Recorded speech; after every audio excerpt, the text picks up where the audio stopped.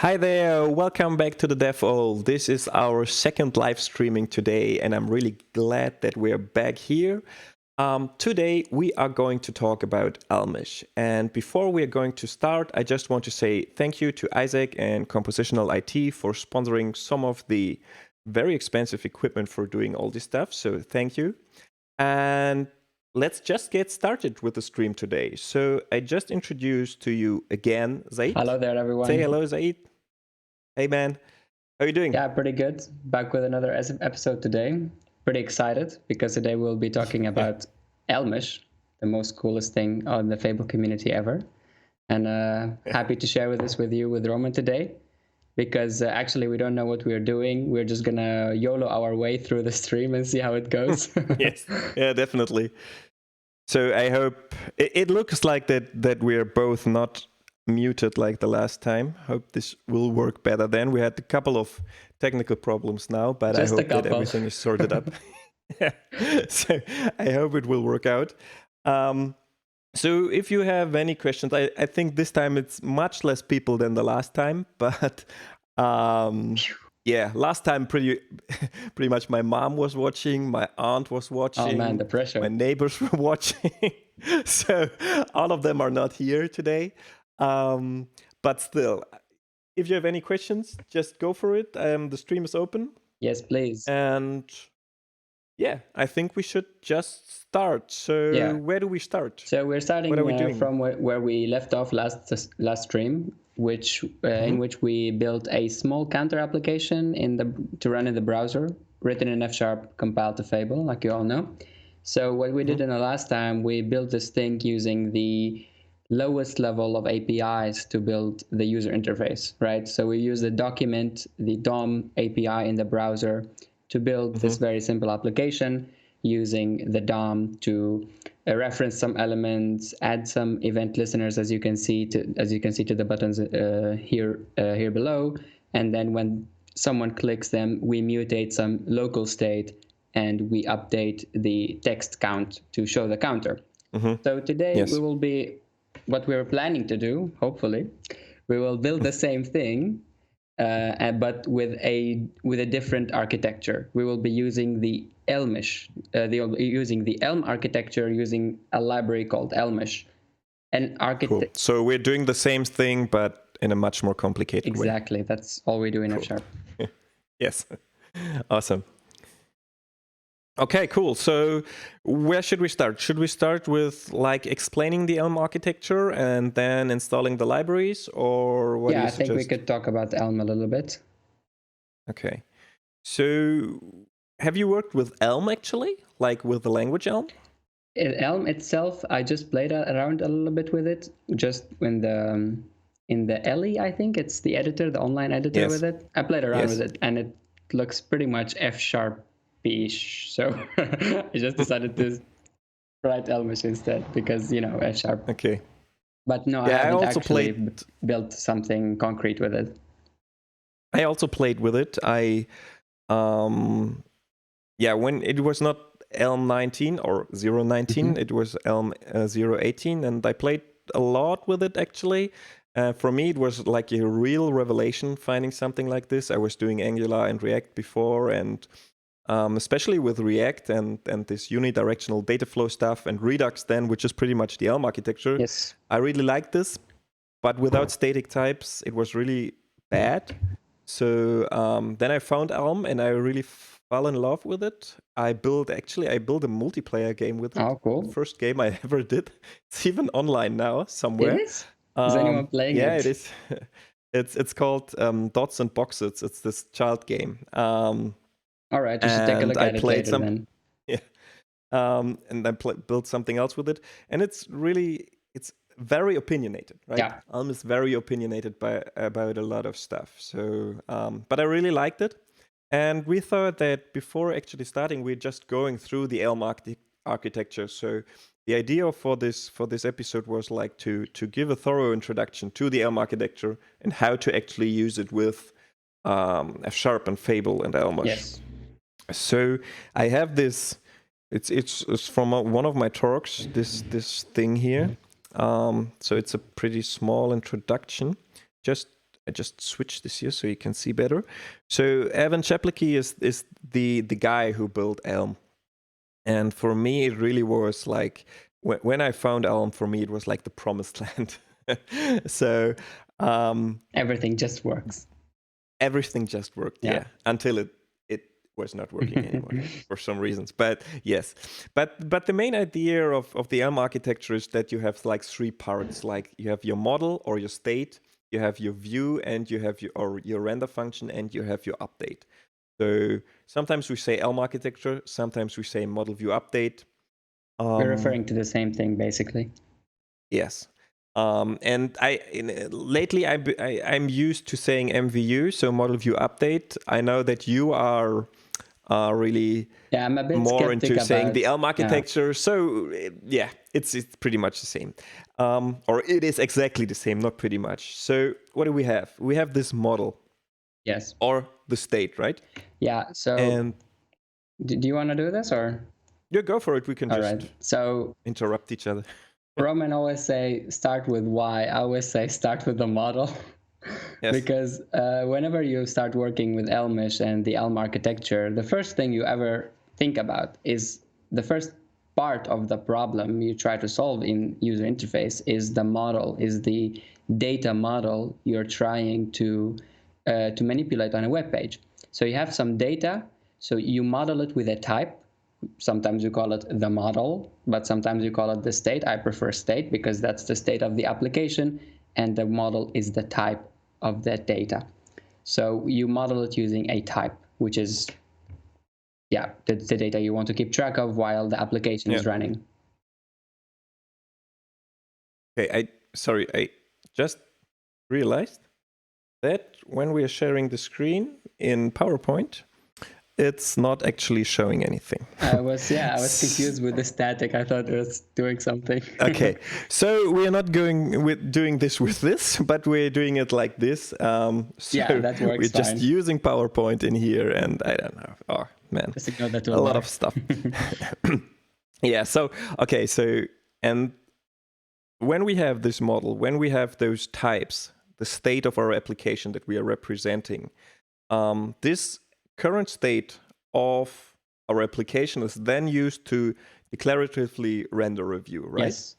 So when you have an instance of your model type, when you have your data, it is basically a snapshot, which then the view can take it and render the user interface out of it. So the view does not know how the data is being updated. It just takes snapshots of the updated states, and from each state it can make up a view. Yes. So, and I think this is the big difference when working with something like Angular 1, for example, where we have this two-way data binding. So you change something in a model and automatically like the view is updated, or it updates itself, it updates the DOM. I think this is pretty different here because conceptually we just render a new view if we get a new state of our model. Conceptually, right? The data, the architecture does not care about how the data is implemented, about the changes in the data. It only knows that it can render a new user interface when it has new data. So the difference between something like Angular is that Angular uses more like observables. So when you change, when you make changes to some mutable value, that value is an observable to which Angular then watches, and based on that it will update a part of the view. Here it does not listen for a part of the model which then updates the view. It just listens to the whole model and rebuilds the view based on what the model currently is. So every update you get a new view. It does not know anything about updating the data. It only knows about, I have a model, I can render a user interface from it. Yeah. And it's pretty performant, so we can it's talk not about like the whole DOM is recreated. No, we talk about performance we can talk about it in detail, but basically it's not actually destroying the screen and re-rendering it. Yeah. That will be pretty obvious. But it's more on a conceptual level, right? Sorry? It's more on a conceptual level. It's a more conceptual level, exactly. So something, the data updated, the user interface is updated as well. Yeah. So then when the user clicks on something, so it clicks a button or something, so we registered a view handler for some actions the user can take. The architecture, or this kind of architecture, then sends a message to, I can't use this, sends a message to a runtime or to a mailbox. So this is actually the runtime where everything, where all the action is taking place, but this is pretty much transparent to the, for the user, right? That's the library. So that's what the library gives you. It tells you, well, give me a model type, like the type definition of a model, give me a view function, give me an update function, and I will wrap everything in this mailbox architecture. Yes. And so this mailbox then just forwards the message, so this button was clicked or something, to this update function. So it's just a function that gets the current state of the model. So it gets the current state of the application, and it gets this message. And then it can just decide what to do. And but what's then a message exactly? It's pretty much just an information, right? Yeah, so I will always need to get into details of this, because we talk a lot about the Elm architecture, but we skip through a lot of things, especially the messages, which can be confusing, because messages can be, I don't know, like messages queues, which is kind of why they're called messages here, because the runtime is a message queue. Every message it gets, it has to process it, right?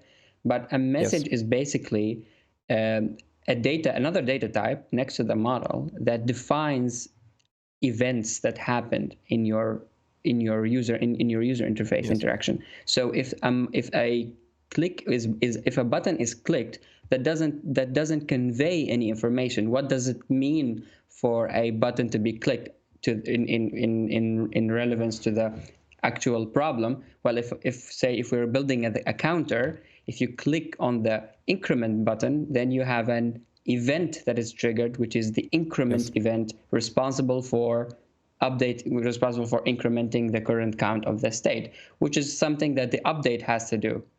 So messages convey information about the events that have occurred from user interactions. For now, from just user interactions. Yeah, and it pretty much it also, or they also convey like the intention of the user. Intention, because when we get to the update, we don't care about which button was clicked. We only care about which event was triggered, which event occurred, and based on that, we can make up the next snapshot of the model, which can then be given back to the view to generate even more messages / events. And that's how you get the circle full. Yeah, but still, but what I think it's important here is, okay, it's F#, so everything is immutable. So, but we return a new model. So we don't mutate this model. We return a new model, which is then used to declaratively render the view, which can then be blah blah blah blah blah, and we have this nice circle here.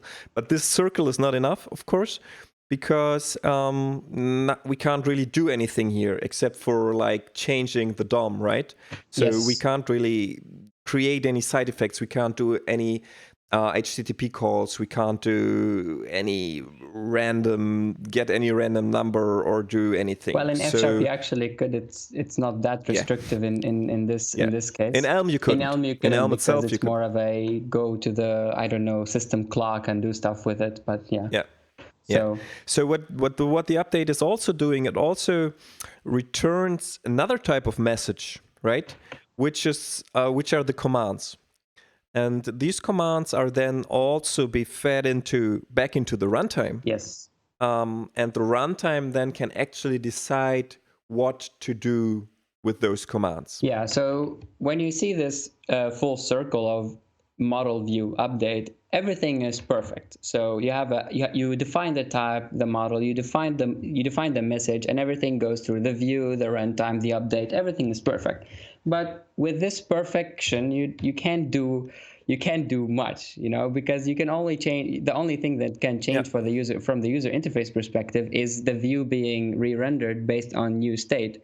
but you can't really do anything outside of this circle. So what commands provide, it's they tell you, okay, I can break out of the circle, I can do whatever I want, and from whatever that is, I can dispatch more events.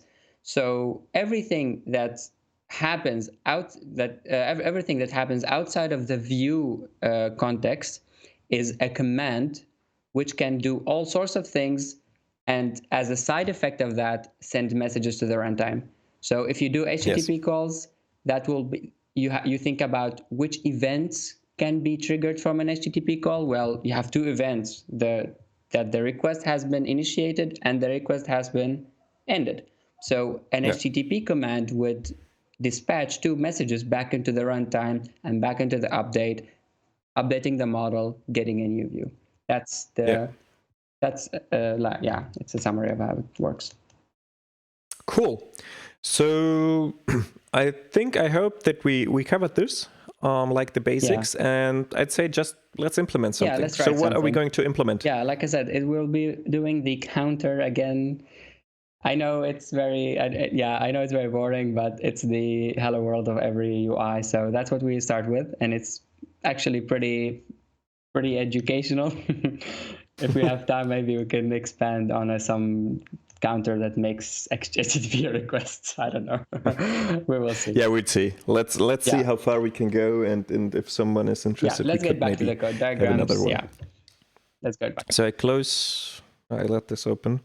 So we're going to VS Code, right? Yeah. So, and this is where we started. Yeah, that's where we left off last time. Yeah, that's what I meant, where we left off. So should we already start our npm stuff? Well, before npm stuff, you need some Fable packages, which are NuGet packages, right? So okay, now I mean just to see the old. I mean to run the application. Yeah, sure. Yeah. Let's see what we did last time. You should definitely check it out if you haven't seen last stream, and ignore the first 5 minutes where everything was unmuted. No, you were not unmuted. I was just unmuted. Okay, so let's go to it was npm start, right? So this starts the development web server of Webpack, and in a couple of seconds we should have the website, the web application up and running, which is just a static web server basically. It just serves the static content of HTML, but also the generated JavaScript bundle that is compiled from this code. Okay, and then we go to localhost, no, not that one, localhost 8080. Yes. And we have this beautiful, amazing counter here. Damn. And because this is so complex, we just going to that's what we do. We build this in the Elm architecture right now. Yeah.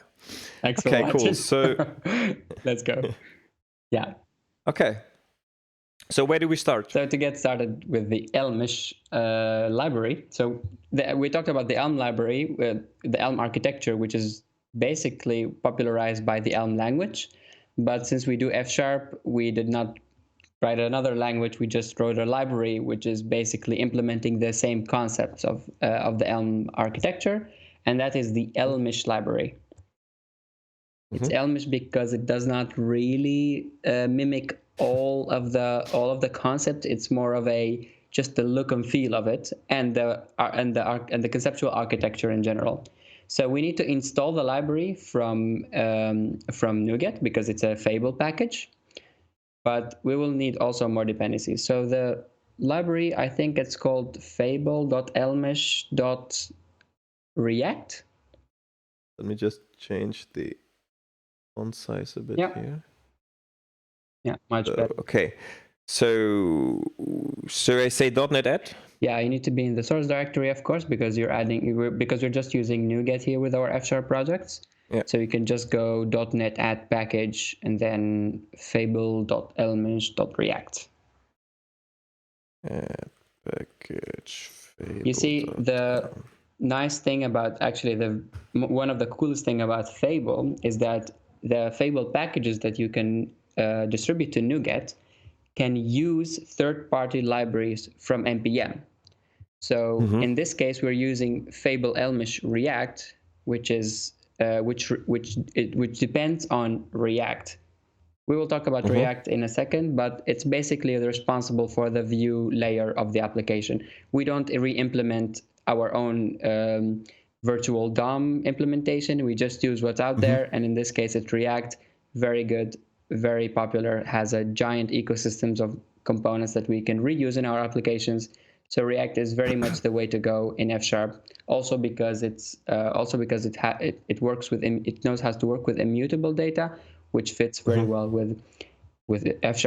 Of course, after we install the package in the Fable project, which depends on some npm packages, we have to actually install these npm packages. So I think But we need to go one up, right? We need to go back to the directory where package.json is. And can you cat the file? See what's in there. Package. Yeah, so we don't have any dependencies. We only have development dependencies, which are like the compiler, the Webpack bundler, the dev server, etc., etc. But we need an actual dependencies to use them in the project. This is because the code that is compiled from the Fable package requires these. It's then JavaScript, and then we need to use this React stuff. Yeah. So the compiled one emits some require code that requires code from npm packages. So we need to install them. So this one's going to be React and React DOM for the npm. So npm install. No, npm. Oh, how is it in npm? It's just install. Install, install. React and React DOM. DOM. Yeah. The DOM is the browser implementation of React. And that's what we use. So, that was really fast, really cool. Now I think you can already get started with the code, because that's all the packages we need. So we have React and React DOM as well. Nice. So do I need to restart? Yeah, it's usually better to restart, because it doesn't always pick up the new packages right away. I can also make this a bit bigger here.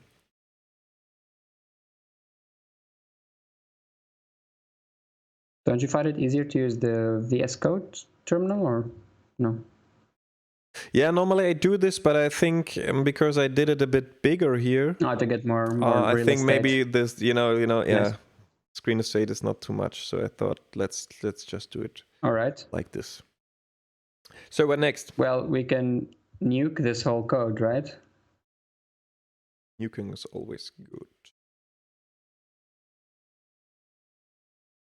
So we killed it. Nice. So we stay in app. We stay in app. It will be good enough for now. Okay.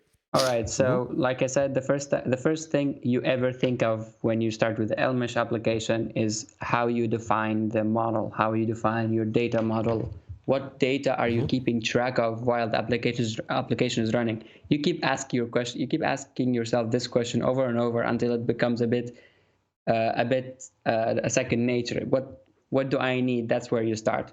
So in our counter application, the only thing we need to keep track of is the current count, because using the current count, we will be able to render all the information we want to render.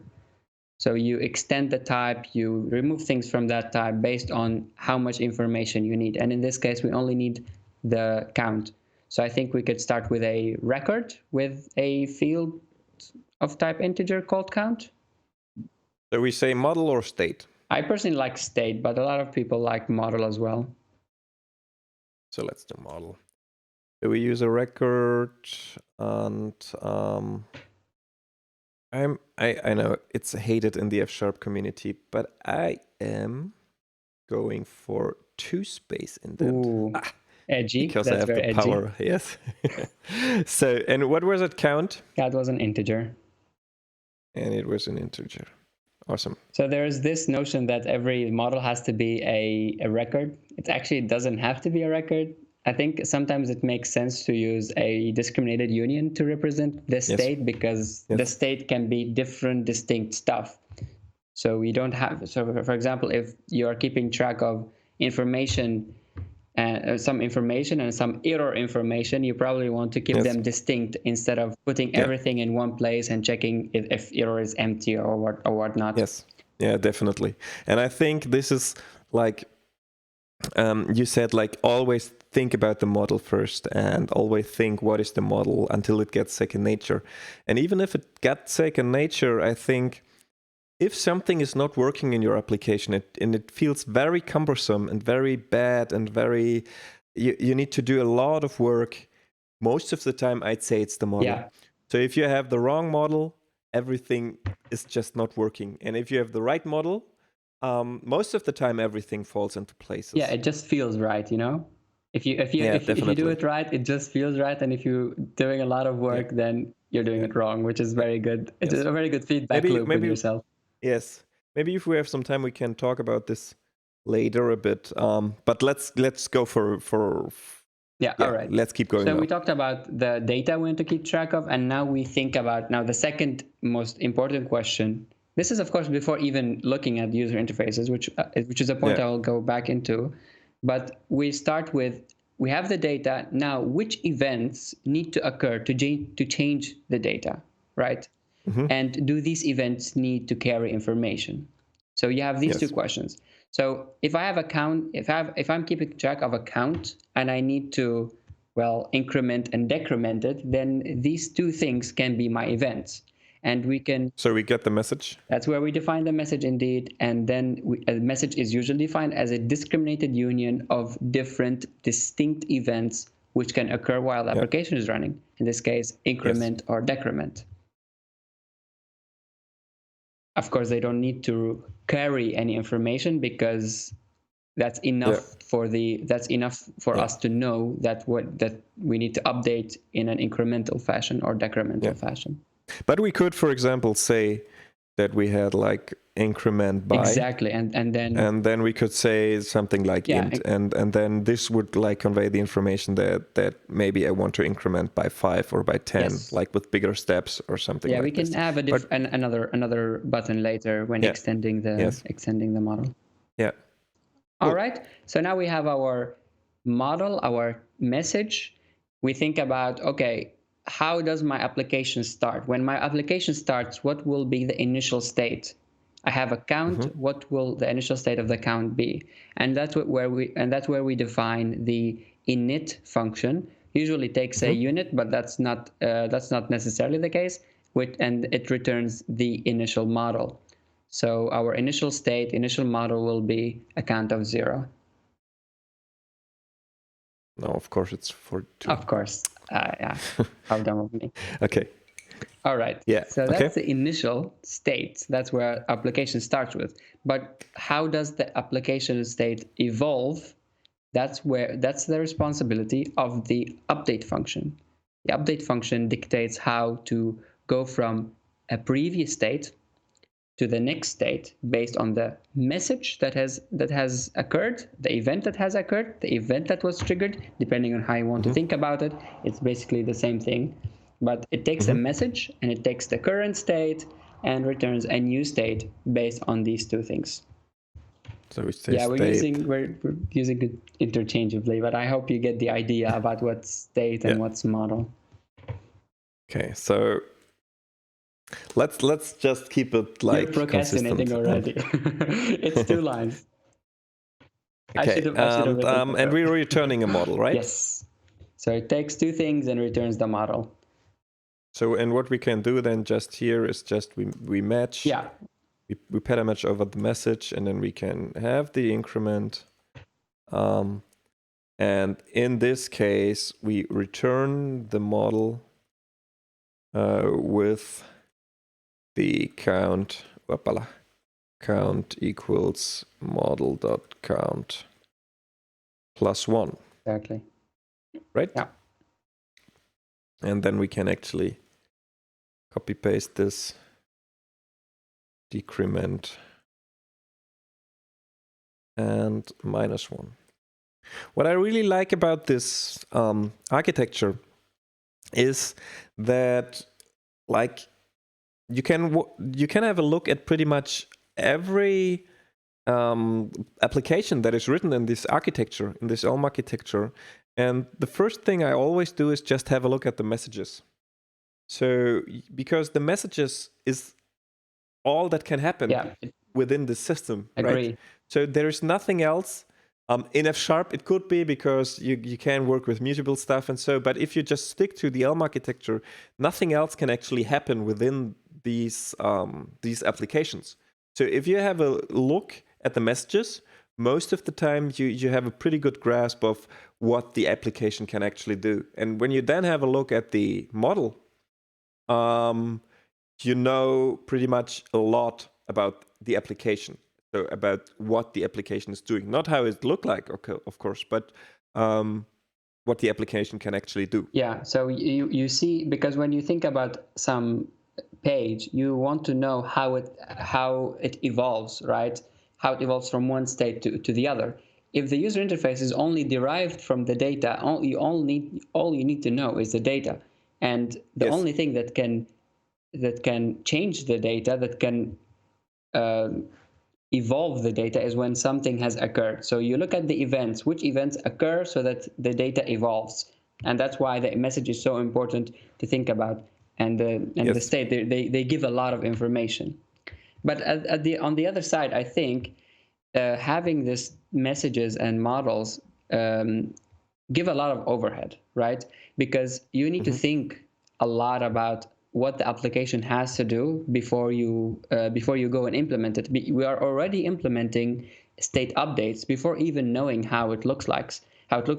So I think this is the draw off of the Elm architecture, is that you need to it's not very handy when you're prototyping. You have to get a lot of things in place before you could actually see some user interface. Some people might dislike that because you have to think about so many things before, even if you don't know what the application should do and you're just tinkering. It could be a bit cumbersome as an opposition to something like Vue, where you could just go write your template as HTML and it will just and you can see it right away. And people really say this? Yep. Yeah. Okay. But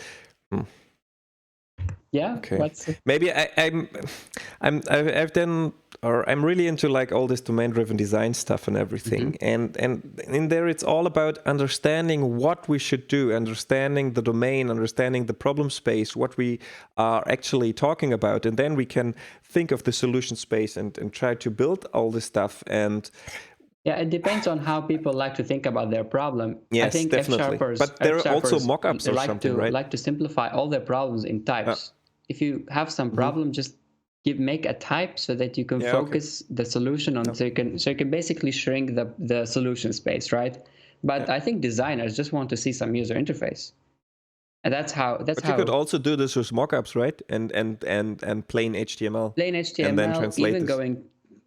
Even write some mockups in some other tools, not code. Yes. Code is like the implementation details of designers. They want to see more of the actual user interface. Yes. But for us F-sharpers, code-driven people, we like to think really hard about what we need and spend 2 hours building on a counter. Okay, so let's keep going. All right, yeah. So we have almost all parts we need. We know how to initial. We know how the state looks like. The state, what data it has at the initial startup application. We know how it evolves using the update, and now we need to know how the user interface should look like based on the state, and that's where the view function comes into place. Wait a second. I'm very bad at multitasking. I'm just answering something in the chat. Oh, is there something in the chat? So now the question is, when should I worry about performance with an Elmish website? Good question. It's a very good question at a later point today. So I think we will talk about this in the end a bit. And I think we're not going too much into this today. Yeah, we'll see how the time goes. Yeah, it's already 40 minutes. So, damn. But I think, it's important, and we will talk about this definitely. But not in detail. Okay, so let's build the view, right? Yeah, the view, which is a function that depends on the state. So that's the first thing it takes, right? It depends on the model, of course. Thank you. And it takes something else called the dispatch. And the dispatch is a magical function, right? For now, we will just ignore it until we get to the event handlers, so we can actually write the user interface. Okay. All right, and now we have to actually use some library code. Until now, we were just writing our own code. So before we can actually write some user interface code, which is actually just F# code made out of functions composed together, we need to open up a couple of relevant namespaces. So to build the user interface, which is dependent on React, we open Fable React. Yes. Yeah, we also need to open another namespace, the React props, which are the properties of each element. So it's Fable React props? Yeah. I can never remember those. I don't know why. Okay, anything else? For now, for the user interface, that's it. Okay, cool. All right, so the user interface is based on React, so we can use React elements, which are basically just a representation of how the HTML, the end product will look like. So for now we can build them using just small functions. So you can, I don't know, start with some container div. Wait a second. I was just asking if you should increase the text size or font size. Okay, so we use a div? Yeah, we can use a div for the container because we will have a bunch of elements and you can't group them together. So you have to build, you have to start with some dummy container to give it. And the div is just a function, right? Yeah. And it has two parameters. The first one is the props, so like the attributes or something. Yeah. And then we have the children, and we can put both of them into a list. Yeah. So these functions take two things. Take the props.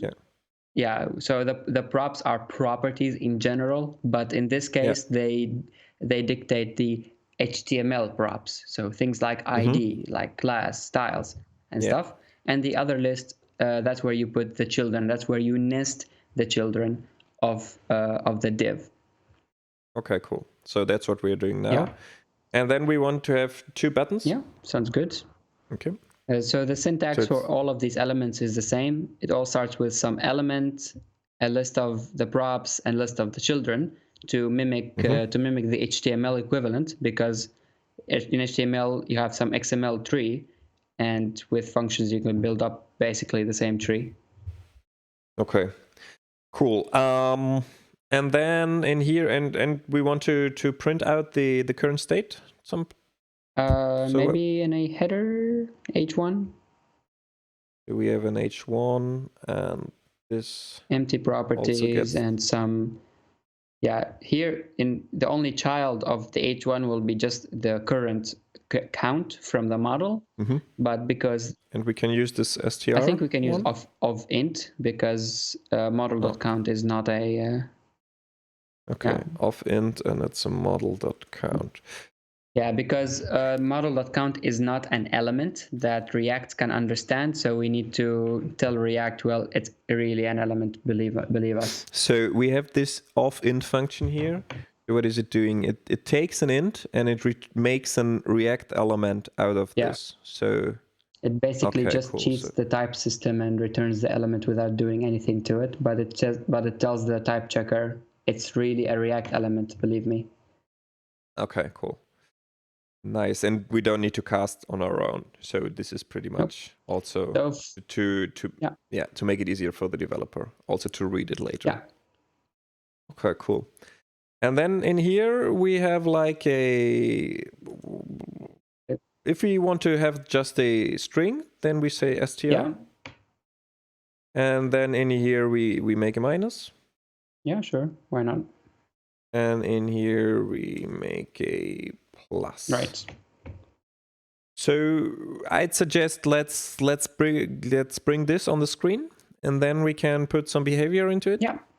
So for now, we have the three main ingredients for a Elmish application, which is the init, update, and view. Of course, the model and the message are implicit because they are used in the update. So the Elmish application knows which types you're talking about. So once you have the init, update, and view, you can use these three triplet to build up a Elmish program. And that's you do using the program module from the Elmish namespace. So you need to open Elmish React as well.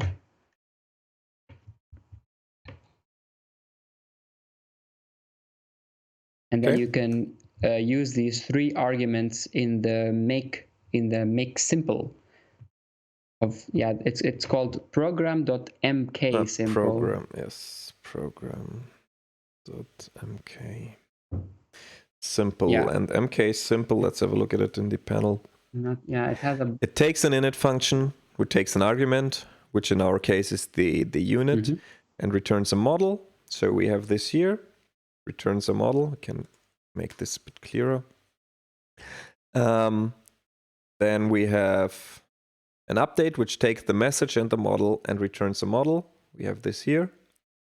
And we get the view, which takes a model, some dispatcher, and it returns a view. Yeah, it returns a view. And this whole thing, this whole make simple program, function returns a program, which is basically what the Elmish runtime needs to do the circle diagram we talked about earlier. So you give it these three stuff. Of course, for the init, you don't have to give it a argument.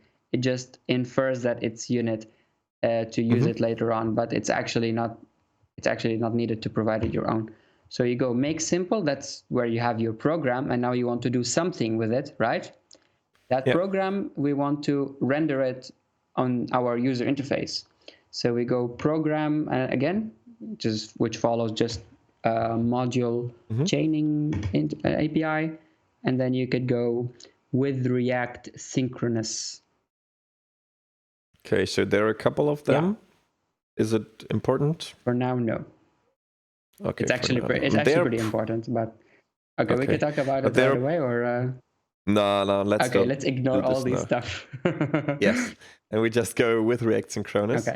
Okay. And and this also gets an ID, so we need to put the ID in there. Yeah, so you need the ID of some element on your HTML page. So if you go back to your index, well, you have a bunch of things you don't need here. I guess you could remove all these stuff. Yeah, except for the bundle. I think you probably need it. Oh, yeah. Just some demi div, I guess. And then it's a div with like ID app, yeah? App or root. Yeah, show us that skills. That's an HTML. Yeah. Wow. Damn. Awesome. Cool. And I'm a hacker, you know. Okay, so, and it's like app. Yeah, but now we have a React app and you have to do something with it. Just pipeline this whole thing into run. Boom. There you go. That's it. So if we have run this, it should be compiled. Wow. Whoa. And we have our 42. How did these buttons become so big? I increased them. Yeah, okay. But they're not working, right? So let's build this. Well, they're working. They're doing what they're supposed to do, which is nothing. Yeah, nothing. Okay, cool. So now I think the dispatch function is coming to play, right? Sorry? Yeah, the dispatch function, yeah. So the view has to know something about the updates, but it doesn't really, because the only thing the view knows, it knows, well, I have a model, I can render it, which we're doing now. We are just rendering the count of the model, but it has to do something, right? So the only thing that the view can do is call the dispatch function on some event that occurred. And we can bind these events to the event handlers from the buttons. So we translate what an on-click event from a button means in terms of this program. So for the minus button, we can give it a event handler for the on-click. I think it's called on-click. I'm not sure. Yeah. So this is a prop? Yeah, it's so a property. It's a property for the button. Yeah. And we see here we have all those events are just, there are bindings for them. And this is what Fable Reacts gives us, right? We have this on a board and Fable React props actually. Yeah, they're so all it's on a board on blah, blah, blah. Yeah, they're all React and props. Here we have on-click. And on-click takes a function that takes a mouse event and returns unit. Yes. So we have a function that takes an event that we don't use, no, right? we don't need information from the event. We just say... And then it returns unit. Yeah. And unit just because we just feed this, the message that we want to send to the runtime. If you think of this diagram here. So this is what we're doing now. We have this view and the user wants to do something. So we send this message into our mailbox, into our runtime. And this is exactly what this dispatch function is doing, exactly, right? Yeah. And this is, I think, one of the biggest differences to Elm itself, because in Elm we don't have this dispatch function. It's because it's a special kind of HTML, what is returned in there, and the runtime actually analyzes. So we just put the message in there on click. I think in Elm it was, I'm not sure, maybe you can correct me on this, but in Elm the HTML element was a generic function, a generic type of the message. Yes. So and then we would define it just like this. So we had like on click. Yeah, on click and decrement. I've seen this before, and I think it's pretty cool.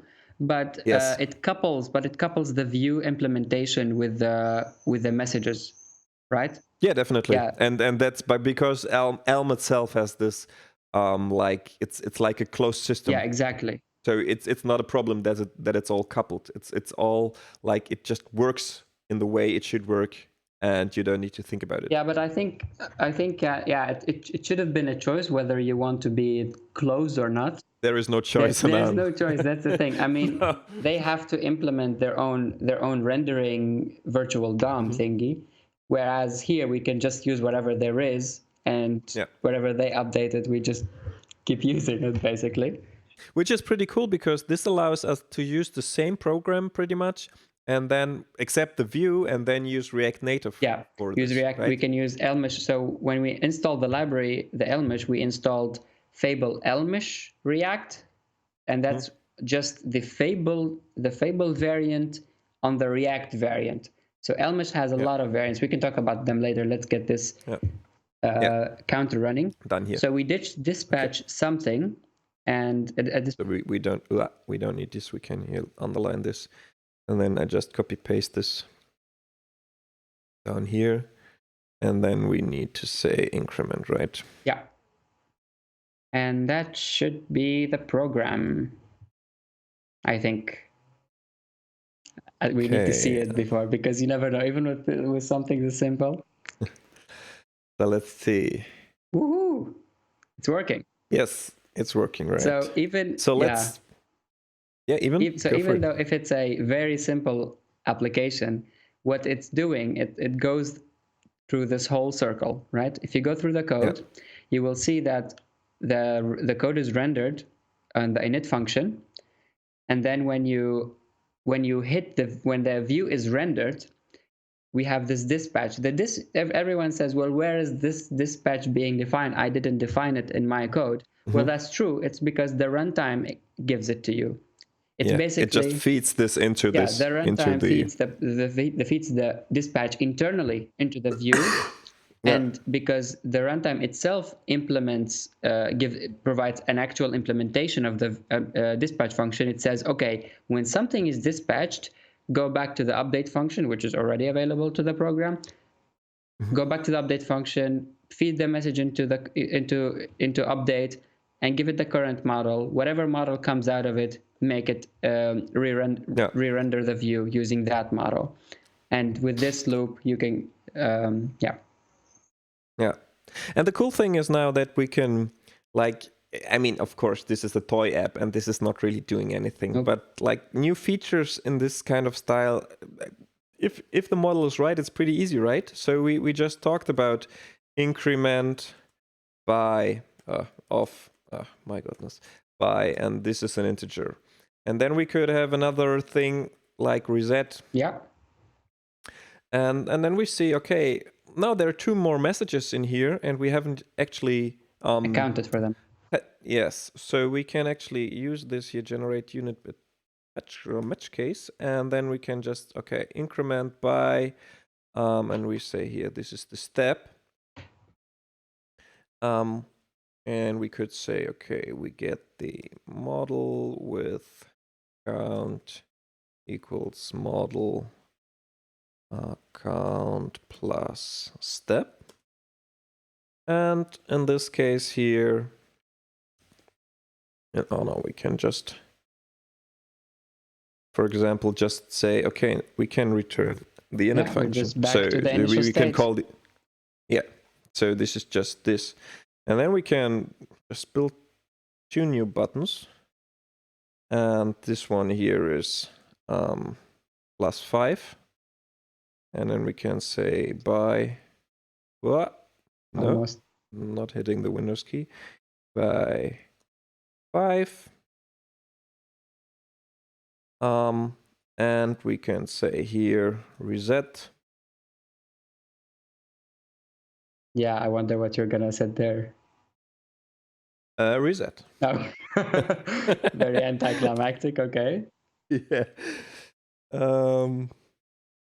Cool. And then we should actually able. Else now. See this here, and then we have plus, we have minus, we have +5. Wow. And we can say reset. Reset back to the initial state. Yes. Nice.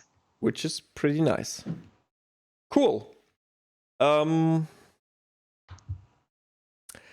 it's an hour now. Yeah. Time's flying.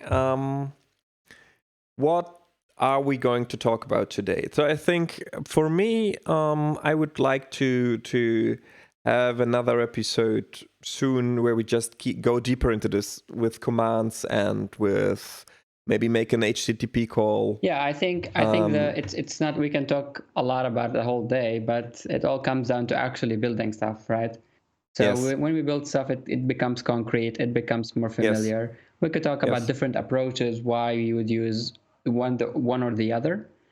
We have used here, we've used kind of the default everything of everything, but a lot of people have come up with their own flavors, you know, of how they want to update, of how they want to make HTTP calls, all these kind of things. There's a lot we can do about. Maybe we can hear from you what you want to see, and yeah, I really interested in how in what people want to see and how the pacing is for them, and whether they want to see more in-depth things or just us skimming through this this content. Yeah. So I think for today we should talk a bit about performance, maybe. Yeah. And a bit about the model, and then I would wrap this up here. After this, I'm not go too much into this because we could talk for 2 hours, and then maybe just next time build something. Yeah, we could. Yeah, we just go another time. Yeah. All right. So what did you want to talk about the performance?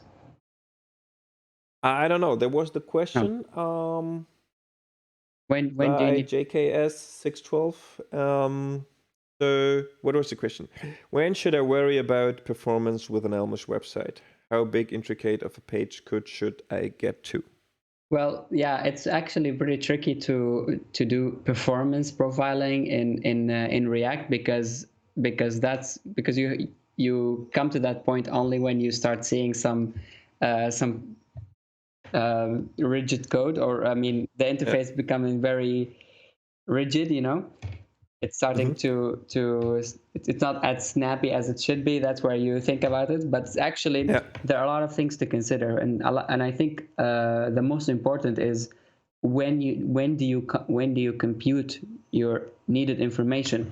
So for example, this is one example, of course, of many cases. For example, here we have all the information we need to render the user interface, but a lot of the time we use a little bit of information in the model there's this also the concept of information redundancy. We try to avoid redundancy in the information because we reduce the update. The more we reduce the times we need to update something, the less likely their bugs will happen.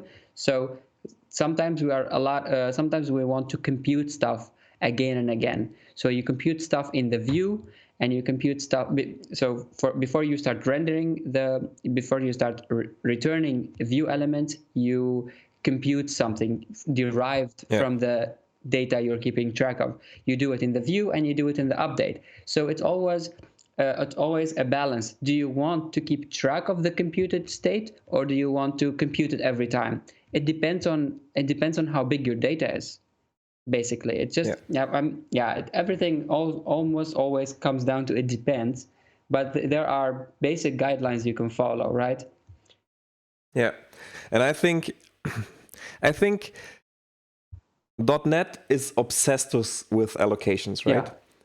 And React, like the React community at the moment, seems to be obsessed with this all reconciliation and how many re-renders are there actually, and reduce this for like at all costs. And but I think like all this pre-major optimization stuff, it makes a lot of problems. So I'd always say just do it like you feel it's right. And later on, especially with the new stuff, with the Fable React stuff, we have this Memo stuff where we can actually remember some React elements, and basically some we have this lazy views some memoization code. Memoization, exactly. And so there's a lot of stuff to do, but I think when you do this, you lose a lot of the readability, or it is possible to lose a lot of the readability. Yeah, it's always a balance. So I would never just start with this, right? Just go for it, and and if you feel that it gets sluggy, or then you could just do something. And for a more concrete example, I think there's something. Well, you have to at least if you are into some application that has okay, you have to know, is your application going to has high speed message updates? For example, you're connected to some WebSocket and messages keep coming in really fast, right? You won't be using React Synchronous anymore. So we have this, we used with React Synchronous. This basically does a re-render every message. For every message that comes in, it does a re-render. But with React, for example, there's the other function with React Batched. It will batch the messages that come until the next animation frame comes from the window. So we ask the window, can you give me can I have an animation frame now? And when the window returns something, then we re-render. So that's one way to remedy performance. But again, it can have other implications on, for example, your text inputs, because if you start batching text input elements, it won't be in sync. Feels weird. It won't be in sync with the data you're keeping track of. So that's also things you have to think about. And this is not really Fable specific. This is all React. This is all what React is, and basically in all virtual DOMs, right? Yeah. So there's also something you can think about, which is the key property of every of list elements. So this is important when you have a list of something and you map everything of that list into some element, you give it a key, which gives React. Let's just show this maybe. Yeah, maybe you can make a UL, an unordered list, and then iterate from 1 to 5, I guess. So we have a UL. Yeah, that takes empty properties basically, and then for the children, you basically go from, you do for I in 1 to 5, and then render some list item. We could also do it like this, right? How? Could we? If we say like something like this. I want to use the pipe operator. I find it a bit weird to do this. Okay. So how do you want to do it? I just inside the second list, and I will go here for I in 1 to 5, you know? Okay. So we say for I in 1 to 5. And then some arrow, I guess. Yeah, and then the list item implementation. So it's Allow the text no props for now, and as a content it takes the of int. Exactly. Of int I. Okay, let's see how this looks like.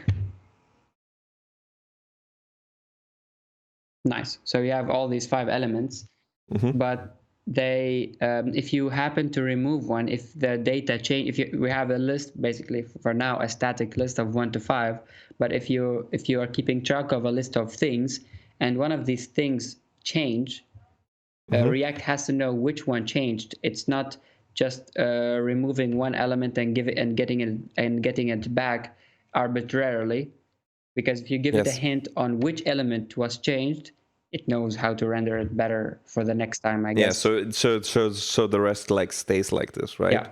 So because I think in the worst case, if you just have this list here within the model, and you just scratch the first one in the list, it might just re-render all the other things in the list, because the second one is the first now and the third is the second now, and so on. Yeah, it renders the whole list. Yeah, it doesn't know which element which element in the tree corresponds to which element in the list. Yeah. So if you give it a key which has to be unique, sometimes they say the index is actually a bad indicator, because if you change the index, if you give it the index that doesn't that doesn't give unique information about which element it was, right? So it has to be some unique information. I don't know how you F-sharpers do it. Maybe if you have a map where the keys were strings and the then you could just put it in there. Then you can make GUIDs, I guess. Yeah. So okay, and another thing, of course, it always looks nice and clean in this toy applications, but if you have like multiple components and I mean, we could talk like an hour about structuring all these applications. Do you have subcomponents or not? Do they have their own state or not, and so on and so on. And of course, I think this is an more important thing, very, very big subject. To talk about. But also I wouldn't do this now. Let's just build something for the next time. What I really want to maybe to wrap this up, what I like with thinking about the model stuff is a lot of times you see something like this. Now I use state, so I have a different name. So this is another model in here. And then we have something like, okay, we have some items, I don't know, tweets. And tweets is, let's say, just a string list. Oh my God. Okay. And I don't know. And then we have something like so we want to somehow convey if something is loading or not. So this is a bool. And then we have something like is error, which is a bool. Yeah. And then we have something like an error. Which error? Is that option string, probably? This is a string option, of course. So something like this. And this is what I see a lot of people are doing, like building the model like this, and then you have a lot of problems because in all this Elm stuff and in all this static type language, we have this notion of making illegal states unrepresentable within our model or within our types. And I think this is pretty much the opposite of this, because we could have something like is error is true, but the error is a none. So that's an illegal state, right? Yeah, it's an illegal state. What's an illegal state? And this should not be possible within our system. And we have like the tweets, and we start, we didn't load it yet, so it's an empty list. And this leads a lot of time to this flickering within your UIs, right? Yep. Because, oh no, it's a list. Oh no, now it's loading. I put the spinner on later. A lot of backend developers have this as well. When they call the database and and something wrong happens, do you return an empty list? That does not convey that something bad has happened. It always comes down to Yeah, one is the illegal state, but also about as a guideline, always think to yourself, how do I minimize the number of updates I need to do in my state?